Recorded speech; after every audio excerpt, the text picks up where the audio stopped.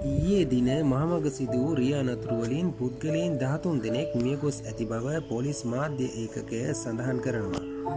ඒ අතරින් මරණ 6ක් ඊයේ දින සිදු අනතුරු වලින් වාර්තා වන අතර ඉතිරි 7 දෙනා මියගොස් ඇත්තේ ඊට පෙර සිදු වූ රිය අනතුරු වලින් බරපතල තුවාල ලබා ප්‍රතිකාර ලබා ගනිමින් සිටියේදී.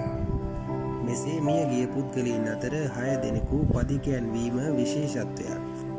එමෙන්ම යතුරු පැදිවල ගමන් කළ සිව් දෙනෙකුගේ ජීවිතද ඊයේ සිදු අනතුරු හේතුවෙන් අහිමි වුණා. පොලිස් මාධ්‍ය ප්‍රකාශක නියෝජ්‍ය පොලිස්පති අජිත් රෝහණ මහතා සඳහන් කරන්නේ රිය අනතුරු වලදී පදිකයන් අනතුරට පත්වීම සහ මිය යෑමේ ප්‍රවණතාව ඉහළ ගොස් ඇති බැවින් එළඹෙන උත්සව සමයේදී මහමග ගමන් වඩාත් සුපරීක්ෂාකාරීව සිදු කළ යුතු බවටයි.